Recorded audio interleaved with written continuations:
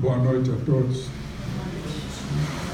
Então, a nossa palestra de hoje nos fala sobre a lei do trabalho.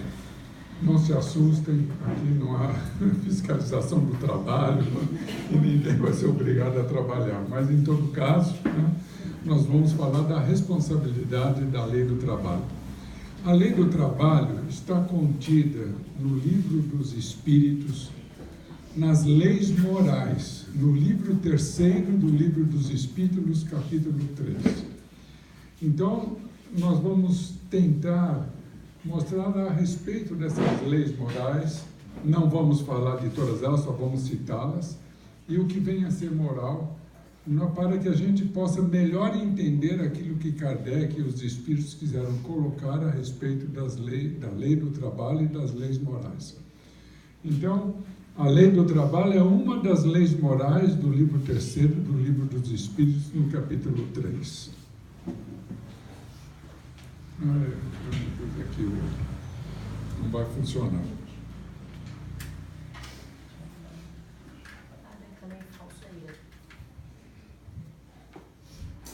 Pronto. Então, definição de moral. Nós vamos falar de leis morais, temos de definir o que é moral. Então, moral é o conjunto de regras adquiridas através da cultura, da educação, da tradição e do cotidiano, e que orientam o comportamento humano dentro de uma sociedade. Etimologicamente, o termo moral tem origem no latim moralis, cujo significado é relativo aos costumes. Então, tudo aquilo que nós formos falar de moral está ligada a essa definição de moral. Isso aqui está no dicionário. É uma definição clássica colocada em dicionário. Não é uma definição religiosa. É uma definição do que é moral na sociedade, o que é moral junto às pessoas. Então, é um conjunto de regras adquiridas através da cultura, da educação, da tradição e do cotidiano. Mas hoje se fala muito em ética, Então, sobre a ética. Então, nós vamos falar de moral e vamos falar também de ética. Então, vamos definir a ética. Definição de ética. A ética é um ramo da filosofia que lida com o que é moralmente bom ou mal, certo ou errado. As palavras ética e moral têm a mesma base etimológica, a palavra grego ethos e a palavra latina moral. Ambas significam hábitos e costumes. Então, tanto moral como ética está ligado a hábitos e costumes. E eu agora vou fazer uma comparação entre ética e moral. Significado de moral e ética. No contexto filosófico, ética e moral possuem diferentes significados.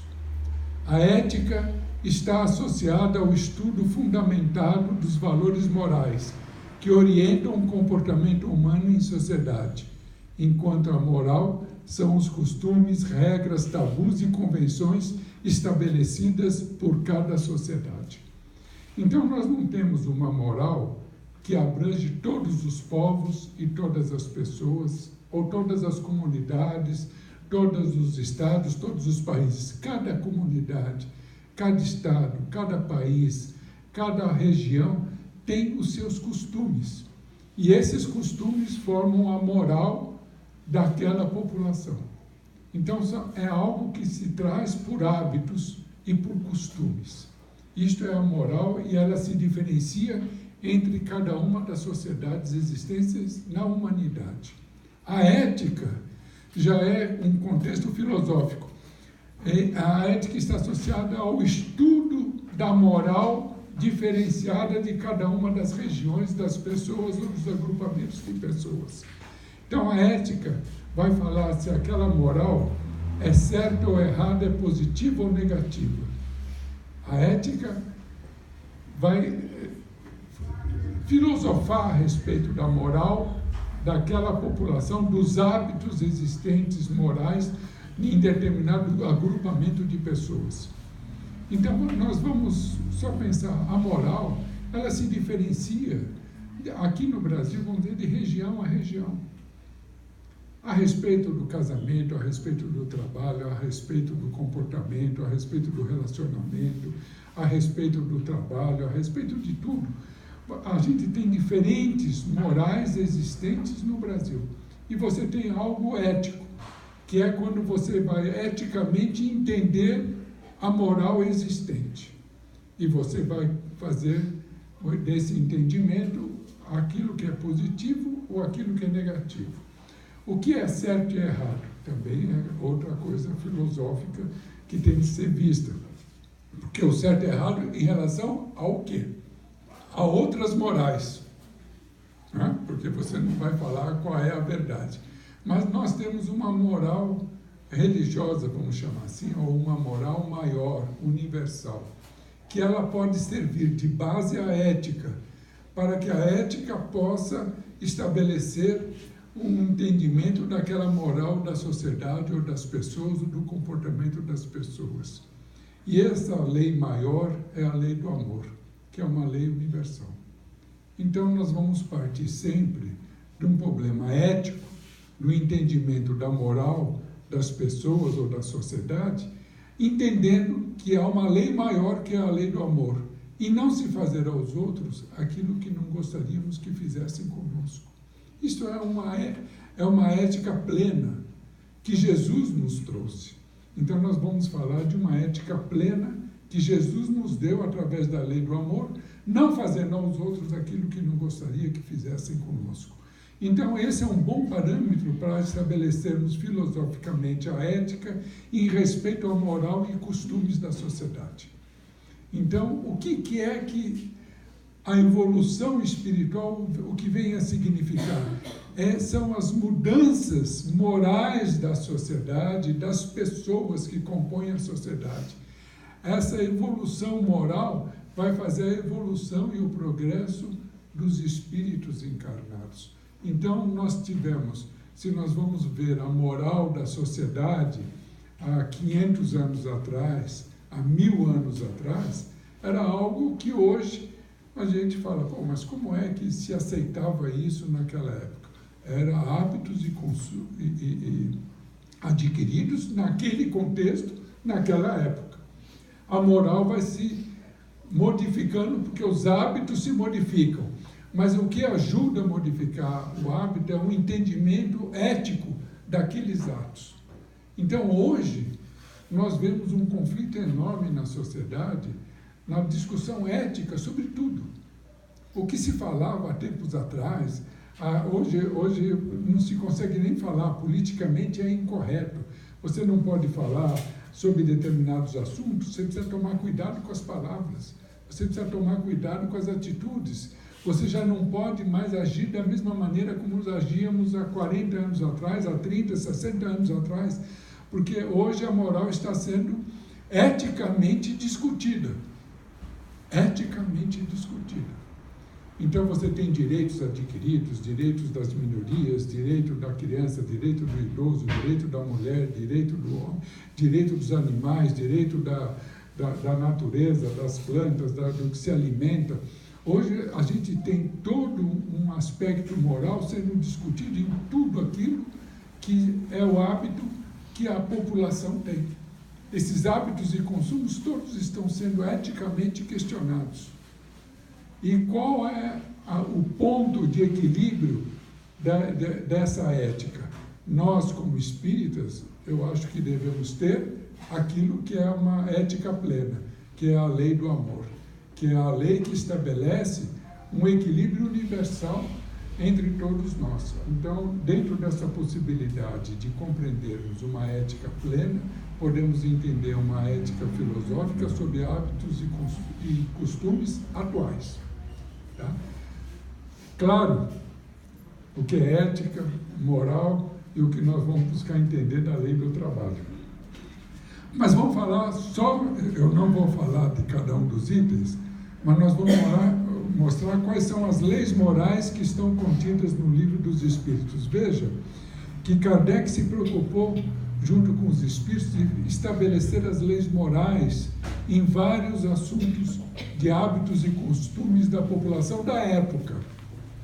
Evidentemente que de lá para cá já houve modificações, mas de qualquer jeito, você veja que tem a lei divino-natural, lei de adoração, lei do trabalho, que é o que nós vamos mostrar, lei da reprodução, lei de conservação, lei de destruição, lei de sociedade, lei do progresso, lei de igualdade, lei de liberdade, lei de justiça, amor e caridade.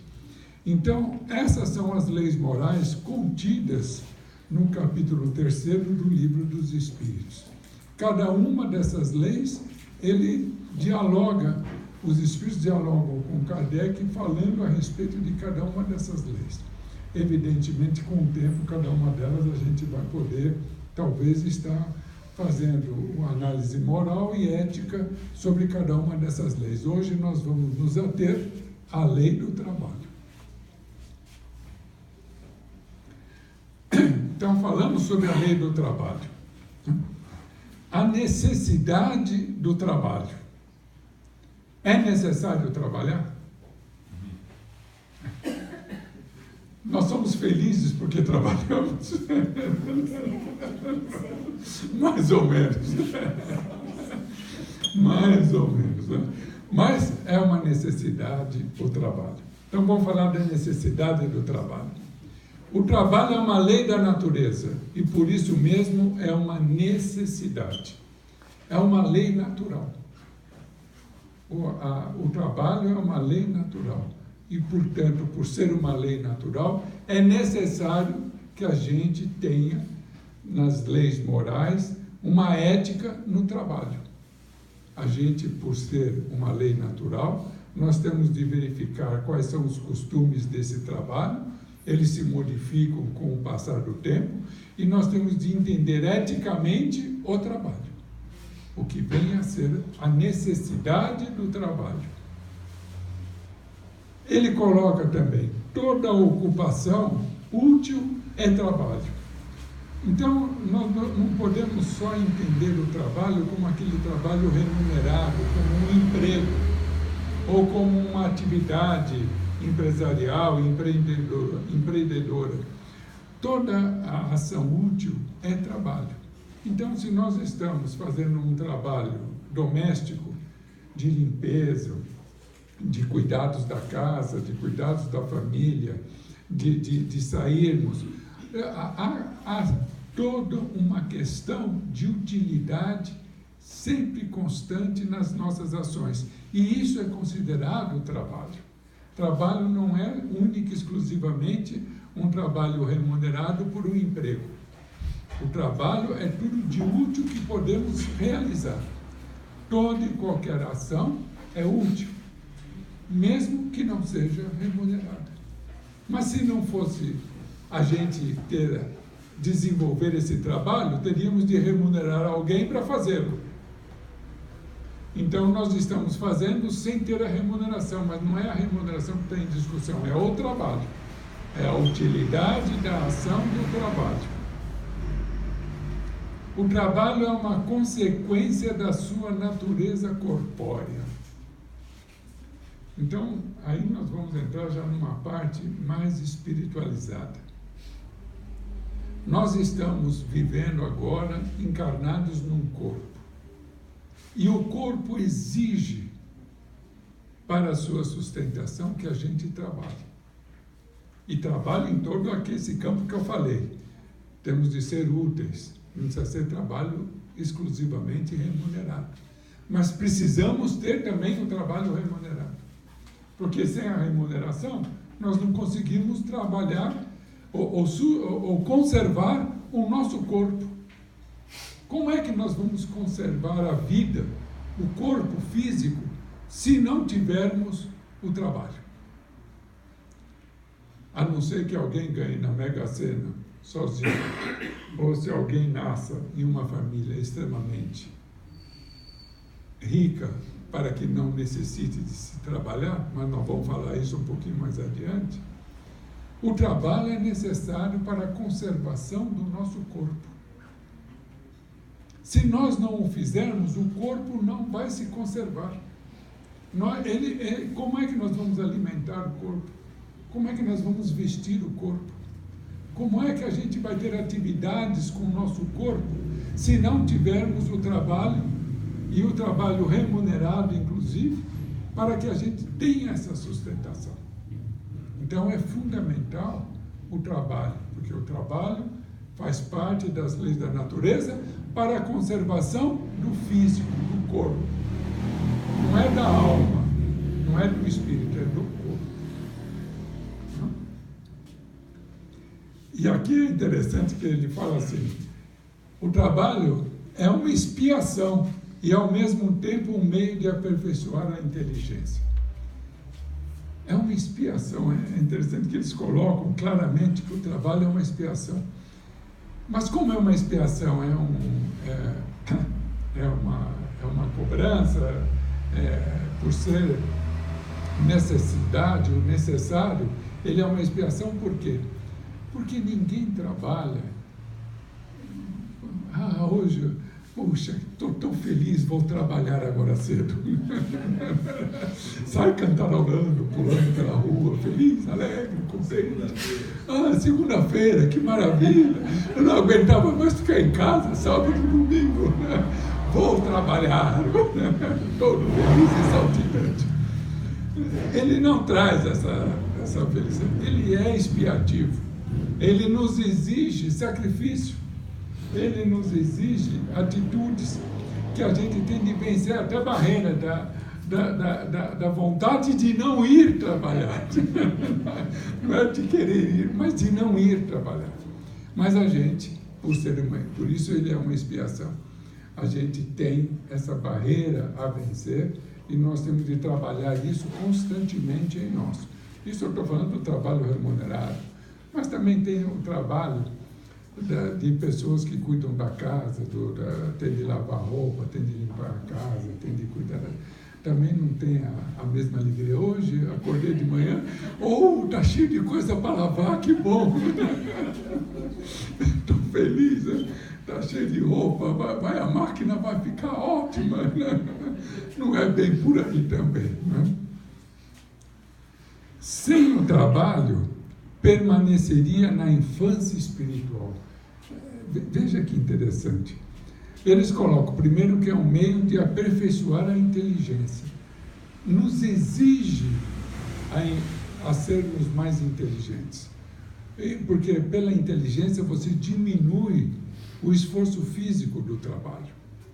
Se você trabalhar com inteligência, você vai conseguir diminuir o esforço físico das ações. Você pode trabalhar com inteligência ou sem inteligência. É preferível trabalhar com inteligência e aperfeiçoar essa inteligência de maneira com que o trabalho cada vez mais ele se torne menos denso, menos pesado, menos materializado. E isso a gente vê na evolução da espécie humana. Né? Nessa evolução humana, o trabalho foi se modificando para a conservação do corpo. Ele já não é mais o mesmo. A conservação do físico hoje, que nos é necessário trabalhar, já não é mais o mesmo trabalho que era anteriormente. Né? Hoje nós temos a tecnologia, o conhecimento humano progride a cada dia de maneira a fazer com que o trabalho se torne menos cansativo. Ele se torne um pouco mais prazeroso até, um pouco mais inteligente, né? Porque o trabalho vai desenvolver e aperfeiçoar a inteligência humana, a inteligência da sociedade.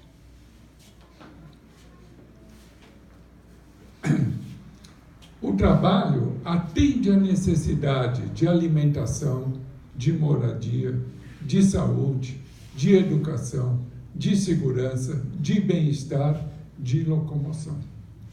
Então, é pelo trabalho que a gente tem a possibilidade de fazer com que o corpo, o nosso físico, né, se alimente, tenha um lugar para morar, tenha saúde, tenha educação, tenha segurança, tenha bem-estar e se locomova. Então, nós temos a necessidade de trabalhar. Não há como escapar dessa necessidade. em todos os campos das ações físicas que nós temos de desenvolver, nós necessitamos de ter condições para poder alimentar corretamente, ter a saúde, ter a locomoção, ter o bem-estar. Tudo isso daqui é uma necessidade de quando estamos no corpo físico. Tudo trabalha na natureza, inclusive os animais. Eu não vou entrar nessa discussão, porque nós vamos levar.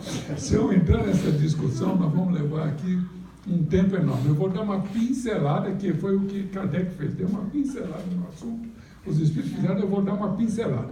Tire a figura do passarinho, do gatinho, do peixinho, do cachorrinho, né? Tire a figura desses entes queridos e vamos pensar nos animais em geral: elefante, zebra, rinoceronte, papagaio, pulga, né? Vamos pensar em coisas, jacaré, leão, tigre, né? Tudo é animal, né? Então não vamos só pensar no cachorrinho que a gente tem lá, que a gente acha que ele é o filho da gente, né? Vamos pensar em animal no geral, para a gente poder desenvolver esse assunto. Tudo na natureza, inclusive os animais, mas como sua inteligência é limitada à dos animais, seu trabalho limita-se aos cuidados da conservação da sua vida animal. Então, os animais também têm a necessidade da conservação dos seus corpos, dos seus físicos. Todos os animais, não é alguns, todos os animais. Tem aquele animal queridinho que você já dá ração, dá isso, dá aquilo, né? Aí já não tem tanta essa preocupação de conservação. Mas os animais, em geral, têm a necessidade também de se conservar. E eles, então, inclusive os animais, trabalham na natureza, inclusive eles. Então, há um conjunto de trabalho de conservação, tanto da raça humana como dos animais, porque é necessário e faz parte das leis da natureza. Não deixa de fazer parte das leis da natureza. Eis porque, entre eles, os animais, o trabalho não conduz ao progresso, enquanto ao ser humano tem um duplo objetivo: a conservação do corpo e o desenvolvimento do pensamento. Então, isso nos distingue a necessidade do trabalho entre o ser humano e os animais. Ao ser humano, o trabalho leva ele a um progresso espiritual. Aos animais, não. É só a conservação. Mas eu não vou discutir o resto, porque vai ficar aqui, nós vamos levar uma semana aqui discutindo. Mas entendam que de maneira que aqui o que foi colocado pelos espíritos, a Kardec, e porque entre eles, os animais, o trabalho não conduz ao progresso, enquanto ao ser humano tem um duplo objetivo: a conservação do corpo e o desenvolvimento do pensamento. Então, o progresso da humanidade se deu através do trabalho também. E aí entra os aspectos morais do trabalho.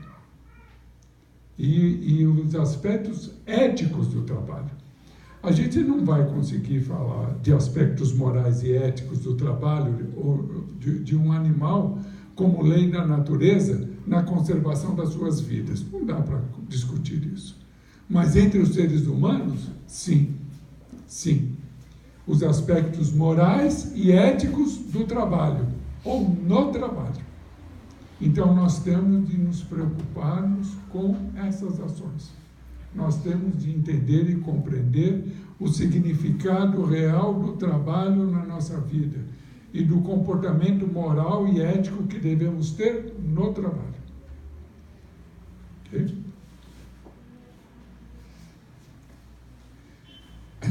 Mas os animais, sem o saberem, também concorrem ao prover suas necessidades de conservação às leis da natureza, onde tudo se encadeia sem que se possa observar o resultado imediato.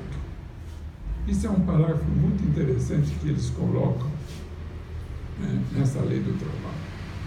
Então, os animais, sem saberem, sem a consciência do entendimento que a sua conservação traz em relação às leis da natureza, eles provêm suas necessidades de conservação às leis da natureza, onde tudo se encadeia. Então, o equilíbrio existente nas leis da natureza é fundamental.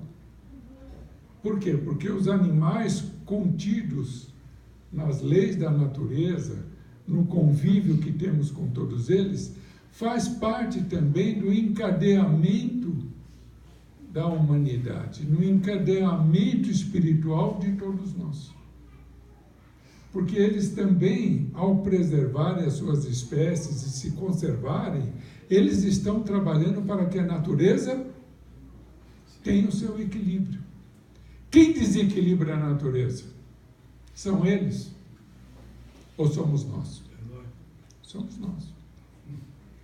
Por não entendermos moralmente e eticamente o comportamento que temos de ter em relação à natureza, ao desenvolvimento da natureza. Então nós temos de fazer com que tudo isso se encadeie, porque é uma cadeia do progresso do espírito em tudo isso. Todos nós progredimos nessa cadeia. A gente passa pelo mineral, pelo vegetal, pelo animal e chegamos no humano. Tudo isso se encadeia num longo progresso espiritual. Está dentro das leis da natureza. E nós temos de entender, observar essas leis da natureza, compreender e fazer com que elas se equilibrem. Nós não podemos ser os agentes desequilibradores das leis da natureza. E é o que nós estamos fazendo. Porque ainda não temos a moral e a ética desenvolvidas no entendimento maior dessa lei e desse processo moral que o trabalho tem. E veja que o trabalho aqui, eu falei que está muito longe do trabalho simplesmente remunerado. Nós estamos falando num trabalho coletivo encadeado em todo o processo da natureza humana e da natureza que nós vivemos no planeta em que vivemos. E nós temos de aprender a respeitar tudo isso. Ah, mas tem hoje, eticamente, se fala que tudo é proibido. Não pode isso, não pode aquilo, não pode matar, não pode construir uma estrada em determinado lugar porque vai matar as pererecas que tem lá. Tem exageros na ética e na compreensão moral daquilo que é possível, não do equilíbrio que se tem. Então, isso aqui está mais desenvolvido na lei da conservação. Mas na lei do trabalho, os espíritos e Kardec colocam isso ano passado. Nós temos a lei da destruição, que nós vimos lá, temos a lei da conservação, tudo se encadeia. A lei da destruição, a lei da conservação, a lei do trabalho. Tudo há um encadeamento. Em tudo isso existe uma realidade que nós temos de compreender, que não é aleatória. É uma necessidade de compreendermos as ações que temos em nossas vidas. Aí ele já parte para coisas já mais aperfeiçoadas. A natureza do trabalho nos mundos mais aperfeiçoados é relativa à natureza das necessidades. Se você tem um planeta com uma vida superior à vida do planeta em que nós vivemos, evidentemente, as espécies estão sempre em progresso. As espécies. Né? Então, a espécie humana, o físico da espécie humana também progride. Ele também progride. nós somos semelhantes ao homem da caverna, ao ser humano da caverna. Nós temos semelhanças físicas com o ser humano que habitava as cavernas, na época das cavernas. Nós temos a mesma aparência, a mesma complexidade física que tinham aqueles seres viventes na época da pedra polida, do fogo. Nós temos a mesma complexidade física. Hã? Não. Temos ou não? Não. Pelo menos já não somos tão peludos assim, já não somos tão parecidos com aqueles seres. Evidentemente, a necessidade de trabalho deles era uma. E hoje a necessidade de trabalho nossa é outra. Porque a complexidade do nosso físico já não é mais a mesma. A complexidade já permite que a gente tenha um trabalho menos penoso do que eles tinham para se conservarem. Se eles queriam comer uma carne, eles não iam no McDonald's. Né? Eles tinham que pegar arco, flecha e pegar a lança e sair caçando. Né? Tinha de caçar, tinha de matar, às vezes morrer também, e pegar aquilo lá e comer. E talvez, tinha época que nem um fogo direito eles sabiam fazer, comiam cru mesmo. Depois fizeram uma fogueirinha, começaram a assar, fazer o churrasquinho, né, deles lá naquela época. Tudo isso é diferente dos dias de hoje. E amanhã, em mundo mais aperfeiçoado, que nós viveremos também o nosso corpo já não será semelhante aos aspectos atuais. E as necessidades materiais de conservação serão outras. Serão proporcionais à densidade dos corpos que nós tivermos no futuro. Então a gente vem por um caminho no passado, né, de aprendizado, vamos evoluindo, vamos crescendo, chegamos atualmente na posição que estamos e iremos seguir adiante com corpos cada vez mais aperfeiçoados, com menores necessidades materiais de conservação. Então é isso que os Espíritos nos falam. A natureza do trabalho nos mundos mais aperfeiçoados é relativa à natureza das necessidades. As necessidades serão outras, como as nossas necessidades foram outras quando estávamos em corpos mais primitivos. E assim as coisas vão caminhando, se encadeando e fazendo com que o progresso se estabeleça. Quanto menos material o mundo, menos material as necessidades, menos material o trabalho. Então, quanto mais nós vamos nos aperfeiçoando, os mundos serão menos materializados, as necessidades serão menos materiais e, evidentemente, né, as nossas necessidades também serão menos materiais. Tudo vai evoluindo. A gente já caminhou um bom caminho até aqui. Um bom caminho até aqui. Da época em que a história tem mais elementos para nos dar, quando nos tornamos Homo sapiens sapiens, isso vai de 200 a 300 mil anos atrás. Quando nós nos tornamos hominídeos, que já começamos a ter uma ação própria, de podermos realizar as nossas necessidades, a conservação dos nossos corpos, são uns 300, 400 milhões de anos atrás. Então, somos idosos. Né? Espiritualmente, já temos um bom tempo de vida. A gente já tem um longo caminho que percorremos para chegar até aqui. E teremos um longo caminho para chegarmos adiante. E o trabalho irá se modificando, tanto quanto como se modificou. Ele irá se modificando no futuro, será menos material e mais espiritualizado. Então a gente tem uma experiência esperança que futuramente seremos felizes ao termos de trabalhar. Essa expiação vai deixar de existir e nós vamos ser mais felizes em termos de trabalhar, porque serão menores as necessidades materiais do nosso sustento.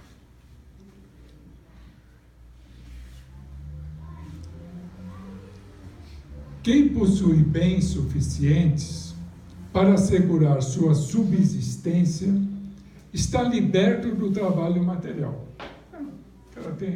Você tem uma renda aí de 100 mil, 200 mil reais por mês, você vai trabalhar? Você pode trabalhar até por uma questão de ter o que fazer, né? Mas não uma necessidade de trabalhar. Né? Sua subsistência está liberta do trabalho material, mas não o de se tornar útil na proporção dos seus bens, aperfeiçoando sua inteligência ou a dos outros. Então veja que aqueles que têm condições materiais, está liberto do trabalho material, mas não o de se tornar útil na proporção dos seus bens. É proporcional.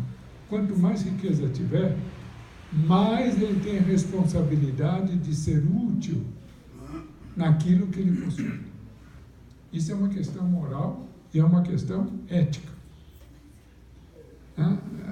Porque todo mundo sonha, todo mundo não, mas muitas vezes a gente sonha, fala, não, vou ganhar na Mega Sena, aí eu paro com tudo, vou ficar viajando o mundo inteiro, vou nos resorts, vou conhecer os hotéis, vou comprar as roupas de grifes, vou trocar de carro, vou comprar uma Ferrari, quero uma Mercedes, eu vou ter um avião, vou ter isso, vou ter... Calma lá. Porque é muito maior, ele tem de se tornar útil na proporção dos seus bens. Temos de nos tornar úteis na proporção dos bens. E isso é uma questão moral e ética. Não é simplesmente uma questão de conservação. Aí entra a moral daquilo que se tem, daquilo que se possui. E sua obrigação de ser útil aos seus semelhantes é maior para ele quanto a dos outros. Quanto mais você tiver, mais responsável você se torna. E maior será uma cobrança moral e ética sobre aquilo que você realiza. Por quê? Porque tem de ter uma ética de comportamental. Essa ética existe? Ela existe individualmente. Você vê pessoas que têm bens e que são úteis. E você vê muitas pessoas que têm bens e não são úteis. São egoístas, profundamente egoístas, olhando só para si mesmos. Então você tem todo um condicionamento que socialmente teremos de chegar a essa ética de termos bens suficientes para não termos de trabalhar tanto quanto os outros têm a necessidade, mas de sermos úteis naquilo que possuímos. Por um sentimento natural, e aí já pulamos um pouco de assunto, ou eles pulam, né? Por um sentimento natural, os pais devem trabalhar pelos filhos, tanto quanto os filhos de trabalhar pelos pais. Então, nós temos aqui também um outro aspecto moral e ético do trabalho. Os pais trabalham pelos filhos. E isso faz parte até da lei de conservação da natureza, da própria lei da natureza. Mas vai-se buscar o trabalho para o sustento dos filhos. Mas chega numa época, chega em determinados momentos, que às vezes os pais não têm mais condições de trabalho e os filhos têm de se preocupar com os pais. Isso moralmente e eticamente é geral na sociedade? Estou perguntando. É geral? Não. Infelizmente não é. Tem culturas e povos em que isso é real. Tem povos que respeitam isso. Agora, tem povos e sociedades que não respeitam esse processo. Não respeitam tudo isso. Então, nós temos de entender, como pais e como filhos, que nós temos de ter este cuidado moral e ético em relação ao trabalho. Quando não houver a necessidade, a possibilidade do trabalho dos mais idosos e não tiverem renda própria, os filhos têm de se preocupar com isso. Isso tem de ser ético, tem de ser um campo ético desenvolvido por toda a sociedade. Por toda a sociedade. E, infelizmente, a gente não vê e não nota esses cuidados.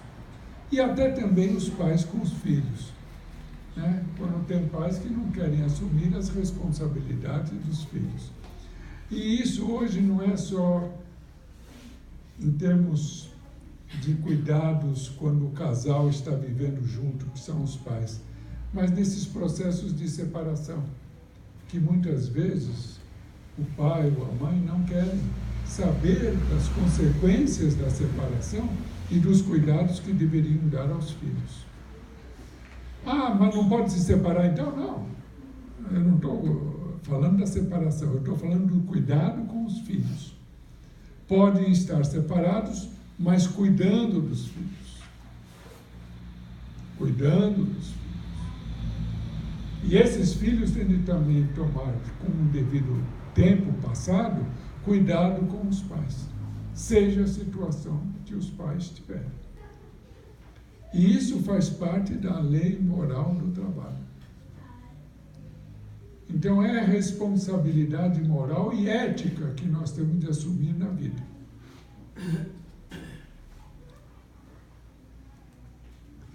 O limite do trabalho e o repouso. O repouso também é uma lei da natureza. Então, queremos repousar, queremos não trabalhar, queremos descansar, queremos ter alguma ação diferenciada daquilo que nós realizamos, também faz parte da lei da natureza. Não é vagabundagem. Não é falta de vontade de querer fazer as coisas. Não, é natural que também a gente tenha o repouso. É natural que também a gente deseje um descanso. É natural. E é fundamental que a gente tenha esses momentos. É fundamental que tenha esses momentos. E aqui ele diz o porquê. Serve para repor as forças do corpo e necessário para deixar um pouco mais de liberdade à inteligência, que deve elevar-se acima da matéria. Então, ao você dar um descanso ao corpo, você está permitindo que você saia de uma rotina de trabalho. E você vai poder expandir a sua inteligência.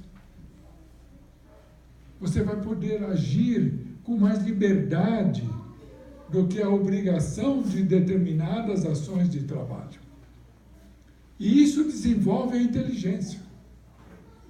Não é ter um descanso para ficar dormindo e tomando cerveja, não é isso. É ter um descanso para que você possa agir a seu próprio favor, no seu próprio progresso, entendendo e compreendendo que você pode expandir a sua inteligência. Você tem um momento que passa a ser só seu. Você tem um momento em que você pode gerir a sua vida de maneira diferente da rotina e da obrigação e da necessidade do trabalho material. Isso faz parte das leis da natureza. Isso faz parte de um descanso. Hoje, a lei do trabalho, que na sociedade, no Brasil, né, que tem, cada país tem a sua lei. Hoje se fala 8 horas por dia, 40 horas semanais. Né? A lei fala. Mas antes, quanto era? 56. 56. E antes disso, que não tinha tempo. Não tinha tempo. O cara entrava de manhã e tinha de ficar até lá, quando ele já não aguentava mais, aí eu podia sair. Né? Então, tudo isso se modificou. Tudo isso vai se modificando. E vai se tendo mais tempo para esse repouso, para esse descanso, para essa possibilidade de você desenvolver outras atividades, outros trabalhos, de maneira útil, de maneira a você poder fazer com que a sua inteligência se aperfeiçoe. Porque não é na rotina das obrigações que isso vai se dar. É nessa possibilidade que você vai criar assim mesmo. O limite do trabalho é o limite das próprias forças, não obstante termos a liberdade de agir através do livre-arbítrio. Nós podemos agir por nossa vontade própria. Nós não somos obrigados a só termos o trabalho rotineiro, ou termos o trabalho da conservação. Nós temos o livre-arbítrio e podemos agir em trabalhar em ações que independem da necessidade e da obrigatoriedade, da necessidade material da conservação do corpo físico, mas nós temos a necessidade do nosso progresso espiritual. E se temos a necessidade do nosso progresso espiritual, nós podemos trabalhar por isso nas horas de repouso, de folga, de tranquilidade. Podemos desenvolver a inteligência, podemos ter atividades que nos levem a podermos executar ações que favoreçam a nossa vida, ao nosso progresso espiritual. E isso tem 1000 coisas a serem feitas. Podemos fazê-la dentro das forças que possuímos, dentro das nossas possibilidades de trabalho. O limite do trabalho, o excesso. Mas vai faltar um pouquinho. Eu tenho 10 minutos a mais aqui. Tem mais uns 3 slides. O limite do trabalho, excesso. O abuso da autoridade e impor um excesso de trabalho aos seus subordinados é uma das piores ações da pessoa que tem a responsabilidade de dirigir ou de comandar. O abuso da autoridade, colocando um excesso de obrigações que vai muitas vezes além das possibilidades da pessoa. Nós não podemos fazer com que as pessoas executem ações que estão além dos seus limites. Aquele que dirige tem que saber quais são os limites e as possibilidades que as pessoas têm de executar determinadas funções e ações. Nós temos de atentar a isso. Nós temos de estar vendo isso. Isso acontece no cotidiano de nossas vidas. É no trabalho do dia a dia que a gente tem em todas as áreas em que nós agimos. Nós nos relacionamos com pessoas e às vezes fazemos exigências acima das possibilidades daquela pessoa, inclusive das possibilidades intelectuais da pessoa. Então nós temos de ter o equilíbrio de não cometer excessos, de não sermos autoritários, de compreendermos as pessoas com as quais estamos lidando e saber quais são as medidas, as possibilidades daquela pessoa em atender às necessidades do trabalho.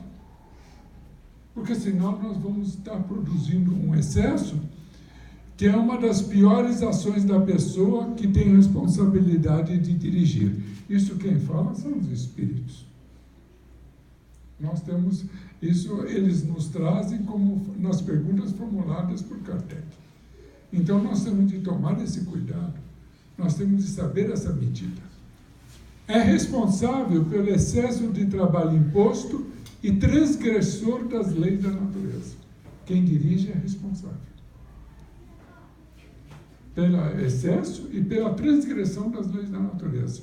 E não tem como escapar. Depois aí não adianta falar, mas eu sou bom, eu dou trabalho para ele. Não, mas você dá um trabalho que ele não consegue atender às necessidades daquele trabalho. Então você deixou de ser bom. Você deixou eticamente de ser bom. O limite do trabalho para o idoso. O idoso tem direito ao repouso, pois não está obrigado a nada, além das proporções das suas forças. Isso é para nós idosos, né? É um conforto. Então nós temos nesta possibilidade o direito ao repouso, pois não está obrigado a nada além das proporções das suas forças. Evidentemente, o idoso não tem mais a mesma capacidade física que tem quando é jovem, né? Então, é natural que haja isso. O idoso que precisa trabalhar para viver e não pode, o mais forte deve trabalhar pelo mais fraco. Isso é a questão moral e ética que os espíritos colocam. Quer dizer, nós vemos lá, os pais cuidando dos filhos, os filhos cuidando dos pais. Aqui, o idoso que precisa trabalhar para viver e não consegue, o mais forte deve trabalhar pelo mais fraco. Aí nós vamos ver essa discussão das leis da Previdência, da reforma da lei da Previdência, que está entrando em tudo isso daí. Qual é o limite? Pode se aposentar aos 40 anos, tem de se aposentar aos 60 anos, como é que isso tem de se dar, quais são as leis que devem refletir os direitos dos trabalhadores. Tudo isso faz parte da moral e da ética que se deve ter a respeito do trabalho, né? A gente tem de entender sobre esse ângulo. Mas na falta da família, a sociedade deve ampará-lo. É a lei da caridade. Isso aqui está por Kardec, escrito em 1857, né? No Livro dos Espíritos, e já era um assunto em que ele trouxe a base. E agora vem o mais interessante, o comentário de Kardec. Ele faz um comentário final desse assunto, que eu acho muito atual, bastante atual. Não basta dizer que se deve trabalhar, é necessário também que se encontre ocupação, e isso nem sempre acontece. Então, a oportunidade do trabalho nem sempre acontece. Quando a falta de trabalho se generaliza, toma a proporção de um flagelo. Vejam o que Kardec coloca em 1857 em relação aos dias de hoje, com 13 milhões de desempregados no Brasil. Isso é um flagelo.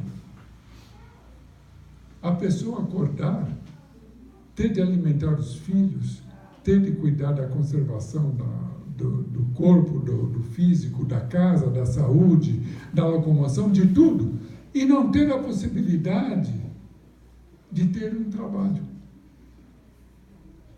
Ele estará impedido de alcançar um trabalho. Isso é gravíssimo, né? Isso é um flagelo social. A ciência econômica busca o equilíbrio, mas nem sempre encontra. A ciência econômica nem sempre encontra o equilíbrio de tudo isso.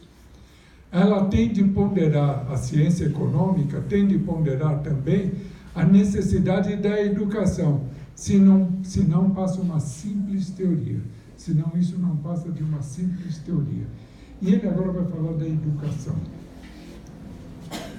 Não a educação intelectual, mas a educação moral. E não a educação moral pelos livros, mas a que consiste na formação do caráter, que cria hábitos. Então tem de se pensar, e quando a gente fala, é necessária a educação, precisamos da educação, a educação é fundamental. Pode. O Kardec aqui, essa parte de Kardec é maravilhosa. Vou atropelar o horário. Você já passou. Não, é muito importante essa parte. Porque a educação moral é fundamental. Hoje se fala muito da necessidade da educação, mas é a educação moral que cria hábitos novos. Educação ética, que cria novos hábitos, novos costumes. Se não houver isso, não há como poder alcançar as necessidades de trabalho para a humanidade. É uma educação fundamental. Porque a educação é o conjunto de hábitos adquiridos. Quando você se educa, você cria hábitos, e esses hábitos vão se adquirindo, esses hábitos, e a sociedade vai modificando os seus hábitos, e vai modificando a moral, e vai modificando a ética. A ética que vai sair do flagelo em que se encontra hoje, não o Brasil, mas a própria humanidade. Que é um conflito enorme existente sobre os interesses éticos e morais em todas as sociedades. E isso se dá porque não se tem a educação moral. Quando essa educação moral for compreendida e praticada, a população seguirá no mundo os hábitos de ordem e previdência para si e para os outros. Quando houver a educação moral, mas essa educação moral é entendimento dos hábitos adquiridos e a modificação desses hábitos através de uma nova ética, e uma ética entendida pela lei do amor, pela lei maior. Quando houver isso, a população seguirá hábitos de ordem e previdência para si e para os outros. Haverá uma mudança na sociedade pela educação moral. Hábitos que permitirão, de maneira menos penosa, os mais dias inevitáveis. Porque tem momentos que são inevitáveis na humanidade, mas haverá hábitos que vai conseguir fazer com que se conforte todos os interesses. A desordem e a imprevidência são duas chagas que somente a educação bem compreendida pode amenizar. A desordem e a imprevidência são duas chagas que somente a educação bem compreendida pode amenizar. Nisso está o ponto de partida do real bem-estar e da segurança para todos. Então, Kardec coloca nos seus comentários a respeito da lei do trabalho que o ponto de partida real do bem-estar e da segurança para todos está na educação moral, na ética comportamental da sociedade. E nós temos de discutir, isso é uma função das casas espíritas, discutir a moral e a ética do comportamento de cada um de nós, no dia a dia das nossas vidas, em todas aquelas leis morais que estão contidas no Livro dos Espíritos, em todas aquelas leis que nós falamos no início. Então temos de compreender todas essas leis, temos de compreender toda a moral, estabelecermos uma ética, mas uma ética que nós entendemos estar sobre uma lei maior, que é uma lei natural, que é a lei do amor, a lei do respeito ao próximo. Então, dentro desse processo, evidentemente que nós alcançaremos o bem-estar de toda a sociedade e uma segurança para todos no futuro. Isso é algo que nós temos de trabalhar para estabelecer essa sequência de progresso dos nossos espíritos. Era isso que Kardec nos colocou. Eticamente e moralmente, nós passamos o horário, mas há algo maior que tinha de ser dito pelo Kardec.